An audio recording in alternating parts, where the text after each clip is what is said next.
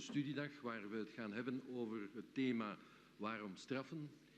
Ochtendsessie, ik zie op mijn uurwerk dat het bijna middag is. Er is mij ook met aandrang gevraagd om zeker de tijd dit keer in de gaten te houden. We zijn er straks later begonnen, maar om te voorkomen dat wij een aantal hongerige mensen in de zaal gaan krijgen, wiens aandacht dan verzwakt, ga ik toch proberen om de zaak binnen het uur af te kunnen ronden. Dus in principe zouden we nog voor 1 uur aan de lunch moeten kunnen beginnen. We hebben 2 sprekers op dit tweede deel van de ochtendsessie. De eerste spreker is professor Jan Matthijs. Professor Jan Matthijs is professor aan de Solvay Brussels School of Economics and Management van de ULB. Hij is professor in managementswetenschappen. Hij is ook co-directeur van het Public Management Research Department van het gerenommeerde Centre Emile Bernheim in Brussel hier. En als ik over meneer Jan Matthijs internet en Google open, dan heb ik een aantal kernwoorden opgeschreven. Change management, integrale kwaliteitszorg, ontwikkelen van werkbare veranderingsstrategieën. Dat zijn zowat de kernpunten die volgens mij professor Jan Matthijs wel typeren. Bovendien moet ik eraan toevoegen dat professor Matthijs in het verleden al tal van ervaringen heeft in het opstarten van change management in openbare diensten, overheidsdiensten dus. Dus hij gaat ons vandaag in dit tweede deel een uiteenzetting geven over punir pour quoi faire, utiliser des scénarios pour y réfléchir. Monsieur Matthijs, vous avez la parole.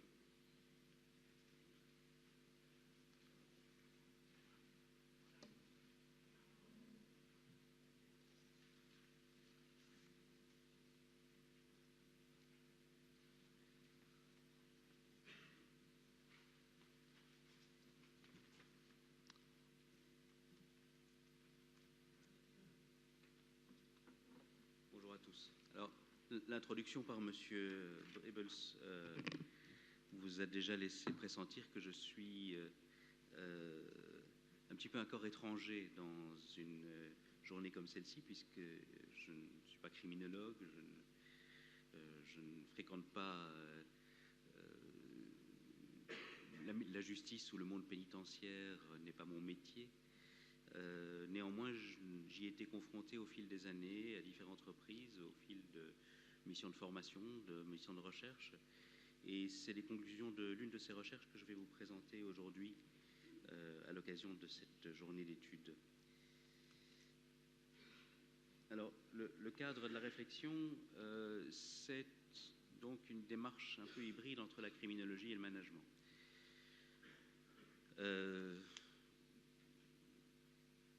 Nous avions déjà depuis quelques années des échanges avec les criminologues au sein de notre propre université. Et ceci nous renvoyait notamment un certain nombre de critiques, parfois assez vertes, souvent fondées, sur les effets du management sur le fonctionnement de la justice, et ces effets allaient s'amplifiant et n'étaient pas forcément réfléchis. Et nous-mêmes ressentions, en tant qu'enseignants et chercheurs en gestion, un problème et donc une opportunité de recherche sur effectivement des empilements de réformes, des recherches de solutions miracles par des outils de gestion qui forcément ne tenaient pas leurs promesses. Et donc nous avons avec eux pris le pari en partenariat, lors d'un projet de recherche en partenariat avec l'école de criminologie de notre université, de développer une réflexion de gestion qui soit une réflexion de gestion d'abord ouverte sur son environnement, sur les spécificités de cet environnement, et en l'occurrence donc sur les spécificités du monde judiciaire, et en particulier dans le domaine pénal, qui soit aussi une réflexion ouverte aux autres parties prenantes. Et là, c'est pas seulement les spécificités d'un secteur, mais voilà, c'est les professionnels de ce secteur, magistrats, agents pénitentiaires, directeurs de prison, policiers, et d'autres aussi, mandataires politiques, parlementaires, citoyens. Et enfin, le pari était de développer une réflexion de gestion, une réflexion de management qui ne soit pas prescriptive. Parce qu'effectivement, le management est une science, on peut d'abord se demander si c'est une science. Le management est une discipline prompte à l'action. Nous formons les étudiants à ça, à ce qu'ils trouvent des solutions. Or, quand on le pratique depuis un peu plus longtemps et plus à fond, le management, ça n'est pas que ça. Il y a aussi des moments de réflexion, des cadres qui permettent d'ouvrir la réflexion. Et donc la démarche était de mobiliser une de ces méthodes de management dans le cadre des politiques pénales, de tout ce qui concerne la pénalité. Et cette méthode, c'est donc les scénarios prospectifs.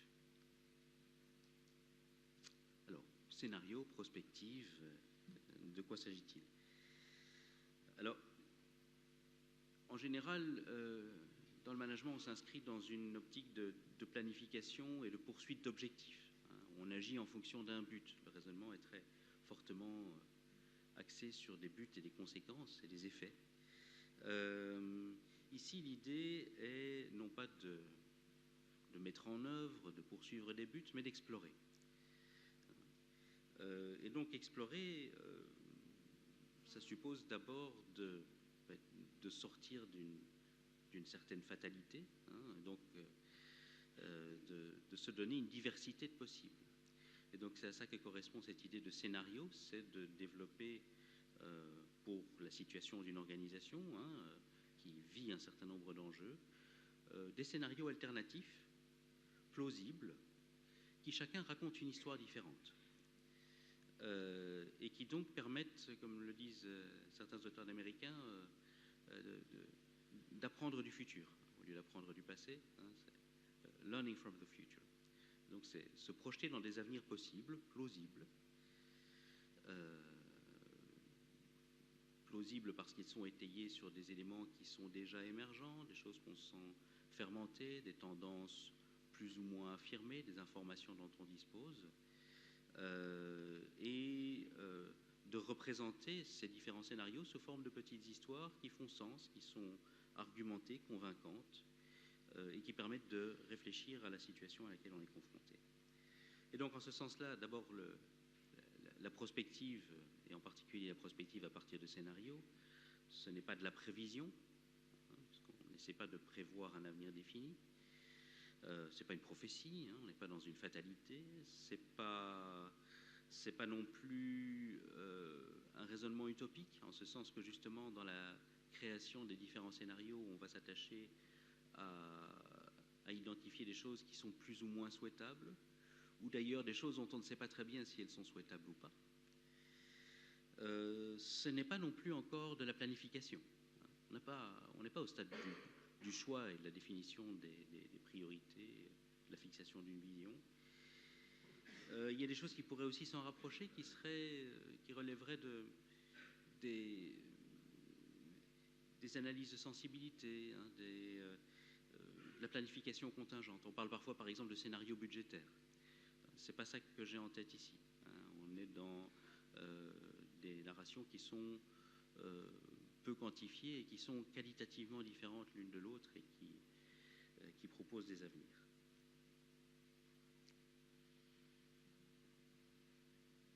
Alors, cette méthode de prospective, elle peut s'inscrire dans quelque chose d'assez familier qui est le cycle de gestion ou le cycle politique. Pour le cadre des administrations fédérales, ce serait des cycles du type, par exemple, d'une note de gouvernement ou d'un plan de management. Alors, traditionnellement, les méthodes de prospective, elles sont mises en œuvre tout au début de ce cycle. Ce qui est visé ici, c'est la phase de préparation de la décision. Encore faut-il être conscient que ce cycle, d'abord, il n'est pas parfaitement séquentiel. Les étapes sont floues, elles ont tendance à se superposer. Il y a des choses qui se préparent déjà avant que pour le cycle suivant, avant que le cycle actuel soit fini.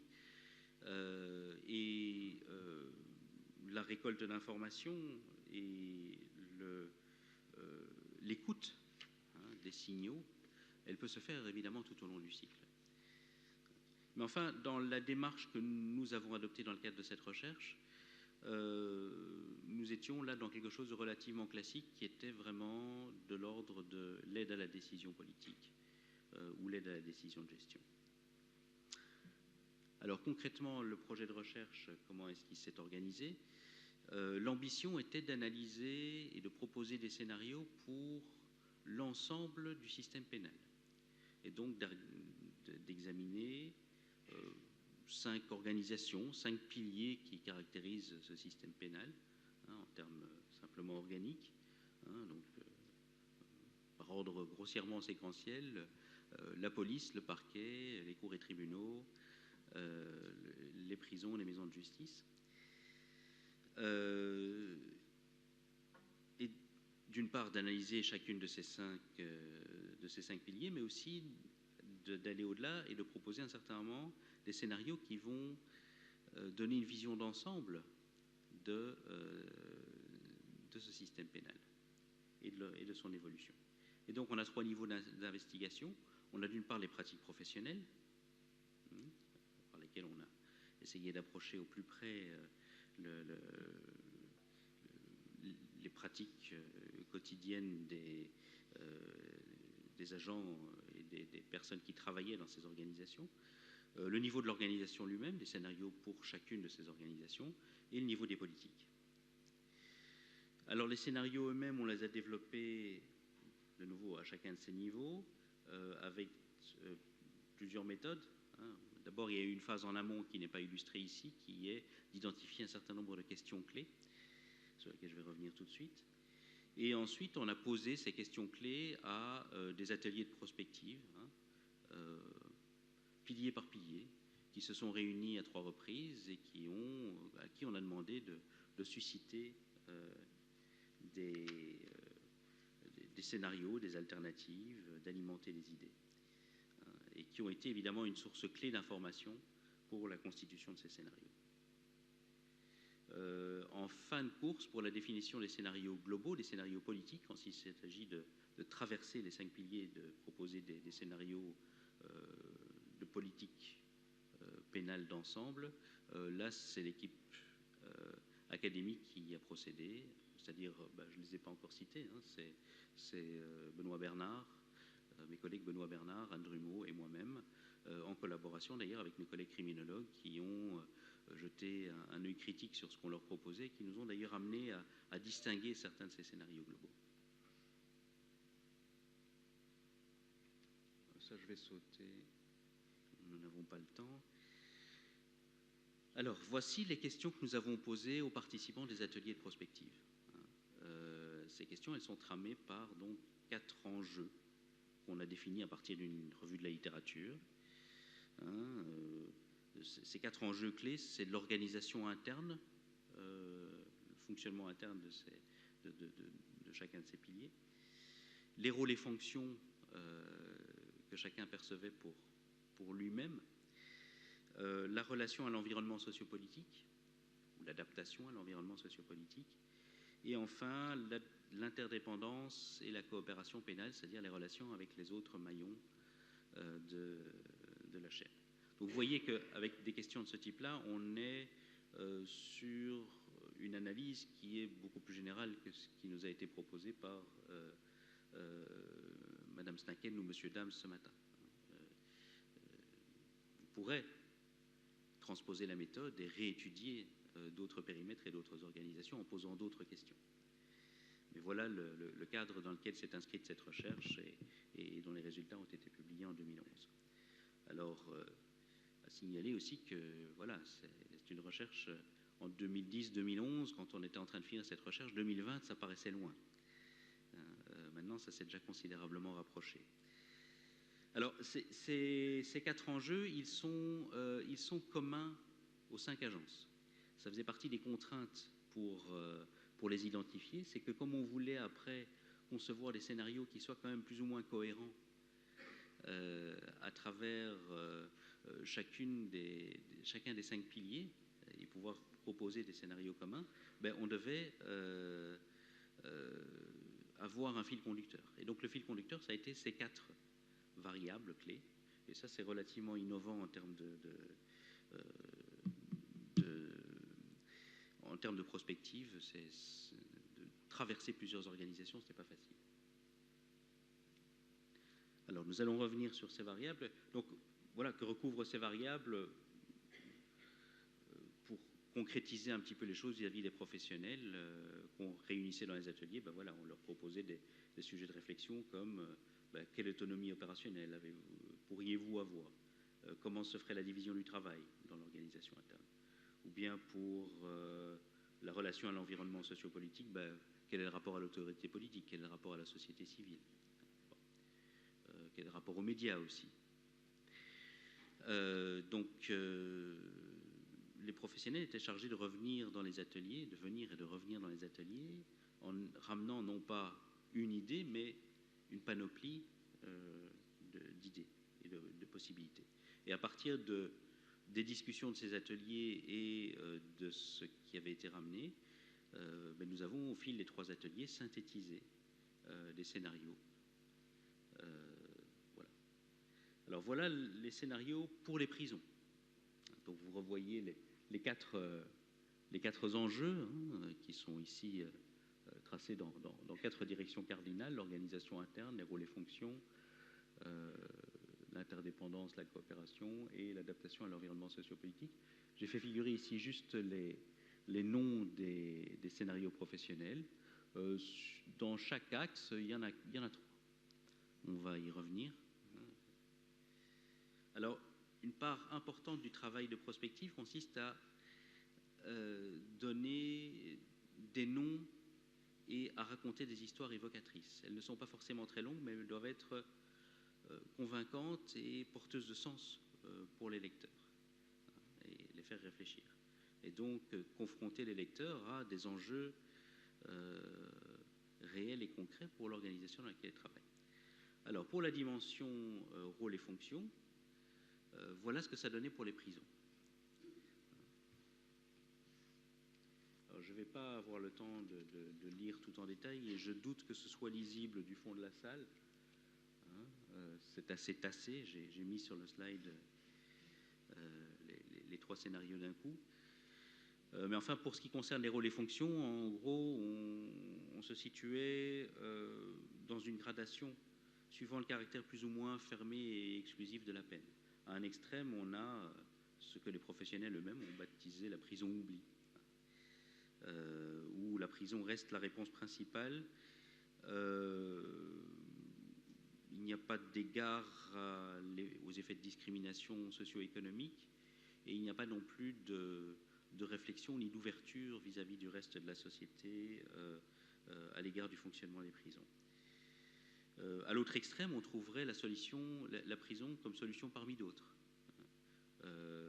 où on se rapprocherait peut-être de ce qui a été évoqué par Madame Snaken ce matin, et ce qui, à certains égards, se manifeste dans la réalité, qui est une diversification, une très grande diversification des peines, l'autonomisation de ces peines par rapport à la peine de référence qui est la peine de prison. Voilà. Et un scénario intermédiaire, peut-être qualitativement différent, qui est ce qui a été baptisé le modèle actuariel, où on raisonne essentiellement en termes de risques et de gestion de ces risques et de gestion des flux.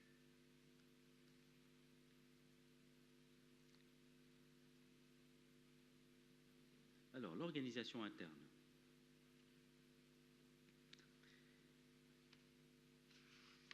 Là aussi, 3 scénarios.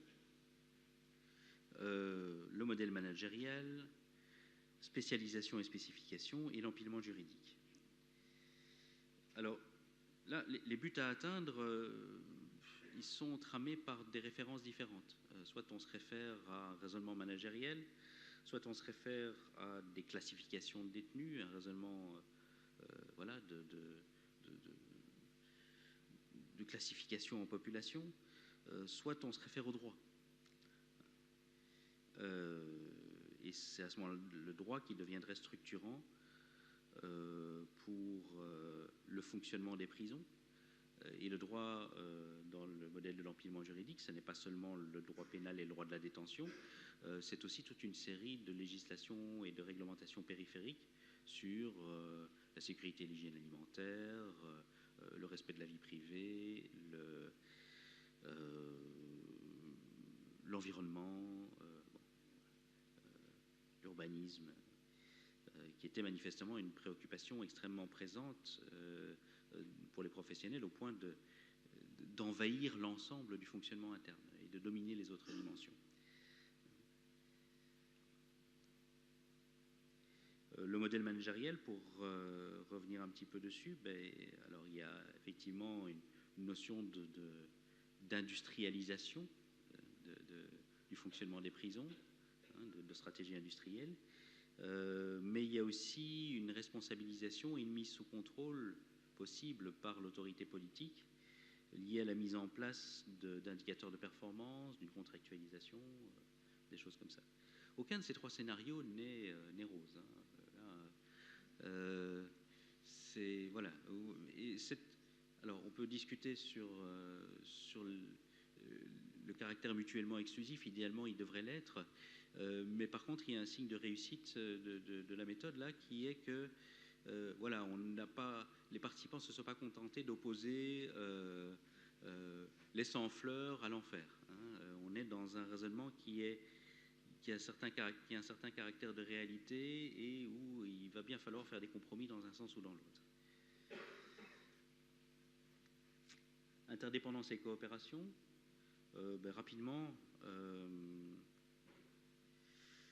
dans le premier cas, c'est peut-être un petit peu ce dont on est le plus proche, c'est peut-être le scénario le plus proche du statu quo, c'est une absence de politique claire du cas par cas, où finalement la détention et l'avenir des détenus est dicté par les marges d'appréciation laissées au sein de l'organisation, la priorité des billets d'écrou, les libérations, les congés, et on se débrouille en fonction du degré de remplissage. Il y a une époque où les amnisties probablement jouent un rôle aussi, enfin bref. À l'autre extrême, on a un raisonnement industriel, le vocabulaire y fait référence, on planifie les inputs, les malheureux inputs en l'occurrence ce sont les détenus. Entre les deux, on a ce que les participants ont appelé la judiciarisation accrue, c'est-à-dire quelque chose de moins arbitraire sur un plan individuel que la politique du détail, mais qui ne raisonne pas à partir d'un raisonnement d'ensemble sur la population des détenus. Enfin, quatrième dimension, la relation à l'environnement, l'adaptation à l'environnement sociopolitique.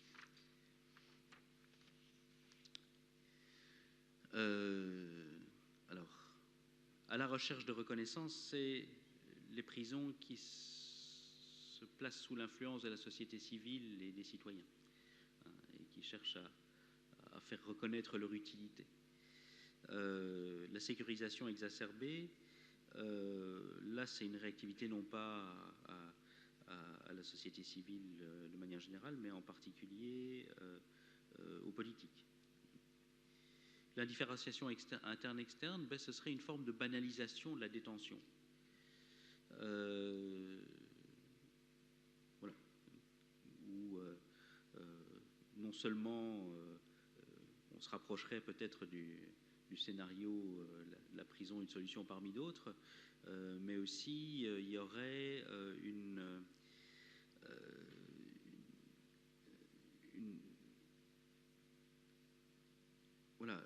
moindre importance, un caractère moins exceptionnel accordé à la détention, qui deviendrait une circonstance peut-être moins stigmatisante aussi.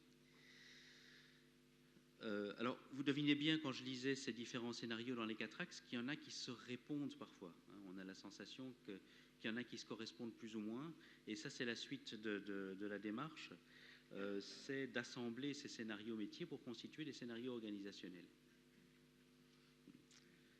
Alors, des scénarios organisationnels pour les prisons, il y en avait 4. C'est, pour commencer, la prison gouvernée. Je ne vais pas revenir dans les détails ici, mais vous constaterez, si vous le lisez, que à tout prendre, c'était peut-être le scénario préféré, mais celui-là aussi était sujet à certaines réserves. On retrouve le modèle managérial parmi, au titre de l'organisation interne. Le repli sur soi. Je lis, le monde pénitentiaire est isolé et replié sur lui-même, malgré les volontés... pardon, excusez-moi, je me trompe de page.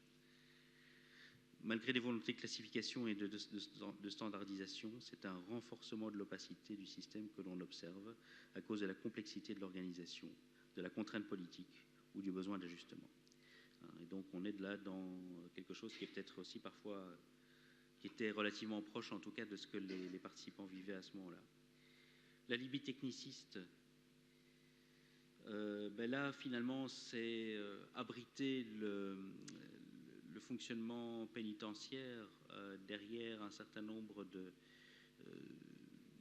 de techniques qui peuvent être de nature psychosociale ou judiciaire, voilà, et qui produisent un sentiment de maîtrise sur les détenus et sur la population des détenus. Donc dans l'organisation interne, on retrouve la spécialisation et la spécification, dans les rôles et fonctions, le modèle actuariel, dans la coordination et l'interdépendance, la judiciarisation accrue. Et donc on a voilà, un scénario qui se constitue par agrégation de ces dimensions-là. Et enfin, le dernier, qui a été baptisé le tout à la loi, où c'était la norme juridique qui était vraiment l'élément structurant dans l'ensemble du fonctionnement des prisons. Alors, une fois qu'on avait ça pour les prisons, voilà comment ça se présente par rapport à l'ensemble du système pénal. Et ça, c'était une caractéristique de cet exercice de prospective-ci, c'était de ne pas s'être arrêté à une organisation, mais d'avoir voulu voir comment ça pouvait jouer ensemble, comme diraient les Suisses. Alors, on voit à la ligne prison, on retrouve les 4 scénarios organisationnels, la prison gouvernée, le repli sur soi, la Libye techniciste, le tout à la loi. Chacun des autres piliers a également généré, suivant le même processus, des scénarios organisationnels qui sont susceptibles de s'assembler entre eux de différentes manières. Alors là, voilà, il y avait 4 scénarios par pilier, 5 pour le siège. En gros, on visait ça entre 3 et 5 pour avoir une diversité suffisante. Alors, évidemment, de nouveau, ça ne se combine pas n'importe comment. Il y a 1280 combinaisons possibles. Elles ne sont pas toutes intéressantes. L'idée ici est de faire ressortir des scénarios de politique pénale qui sont parlants, qui sont significatifs, qui racontent une histoire. Alors, l'évolution différenciée, c'est un scénario centripète, finalement, où chaque organisation creuse son ornière sans vision politique commune, chacune suivant son rythme. Et donc, c'est un scénario qui se caractérise par son incohérence, justement. On pourrait imaginer de chercher des chemins cohérents à travers ces différents scénarios organisationnels, et il y en a. Mais en l'occurrence, il y en a un qui est intéressant, justement, à voir, c'est celui qui est incohérent. L'adaptation des réponses pénales, là, on était dans quelque chose qui paraissait peut-être plus désirable. L'autonomisation au niveau de la police, le ministère public comme chef d'orchestre, le siège qui fait une pédagogie sur le sens du jugement, Les prisons, ben voilà, à tout prendre, allons pour la prison gouvernée. Et les maisons de justice qui recherchaient une certaine équité du service par non seulement le respect des règlements, mais aussi une pédagogie vis-à-vis des personnes impliquées, tant victimes qu'infracteurs. Je ne vais pas les passer en revue tous, mais vous les voyez, voilà, la pénalité, sanction, le choix sécuritaire. Alors là, ça c'était un produit, la différence entre ces deux-là, c'était un produit de nos discussions avec les criminologues. Nous, on en avait vu un seul, et ils nous disaient non, il y a deux choses différentes. Il y a d'une part un retour à la bonne vieille sanction, hein, qui peut être une dynamique interne de l'organisation, des différentes organisations, et qui peut de cette manière-là répondre à une demande sociale perçue, ou bien il peut y avoir un scénario choix sécuritaire qui est beaucoup plus politiquement marqué. Les référentiels extrajudiciaires, ben ça c'est l'invasion des politiques pénales par toute une série de référentiels, qu'ils soient économiques, sociologiques, criminologiques, de société civile, victimaires hein, aussi. Bon.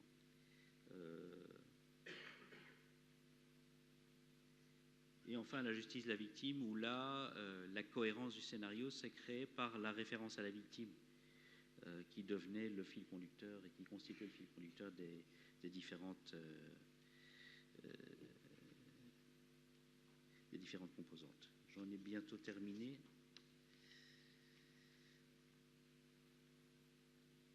Alors, pour synthétiser, on peut classer ces scénarios entre des scénarios de continuité ou de rupture, j'y ai déjà fait allusion. On peut aussi les classer suivant la référence à laquelle ils s'adressent. Est-ce qu'ils vont plus vers de l'autonomie, plus vers des réponses exogènes, plus vers l'autorité? En fait, ce qui se trouve là derrière ces trois cercles, dans ces trois directions, ce sont trois parties prenantes différentes. En bas, c'est l'autorité politique. À droite, c'est la société civile. En haut à gauche, ce sont les professionnels qui vont tirer le scénario à eux. Alors, les acquis de ce travail, c'est la démonstration de la faisabilité de cette réflexion avec les acteurs, et on l'a reprise, on l'a approfondie par la suite, en faisant des ateliers de suite en 2012. Et donc, voilà, il y a une manière là fructueuse d'ouvrir des débats, il y a une méthode qui fonctionne. On a montré que ça pouvait faire sens de traverser les niveaux. La rédaction de scénarios expressifs, ça marche. La méthode n'est pas forcément très lourde. Elle a été lourde à rôder, mais une fois qu'on l'a en main, c'est quelque chose qui peut s'appliquer de manière plus rapide et plus concise à des situations plus limitées hein, et à des enjeux plus précis. Mais maintenant, qu'est-ce qu'on fait de ça? Voilà. Les scénarios tels que je vous les ai racontés là, ce sont déjà des vieux futurs. Ils datent d'il y a 5-6 ans. Il ne s'agit pas de se laisser enfermer dedans. Donc, un des enjeux, et ça fait l'objet de beaucoup de publications actuelles parmi les spécialistes de la prospective, c'est d'arriver à faire bouger les scénarios et à revenir dessus et à les mobiliser dans la pratique concrète de la définition des priorités, des choix, de la stratégie des organisations. Et à cet égard, on peut par exemple, on peut évidemment reprendre l'exercice. On peut essayer aussi de le faire correspondre plus à des actions. Vous devinez que ce que je vous ai expliqué là, ça correspondait à des états, des situations. On peut reprendre l'exercice en le traduisant davantage en mouvement, avec des sujets, des verbes. Hein, qui fait quoi? On peut aussi discuter de manière structurée la présence et les points de vue des différentes parties prenantes. Donc voilà différentes possibilités qui seraient offertes pour développer ce type d'exercice si la demande s'en fait sentir. Merci.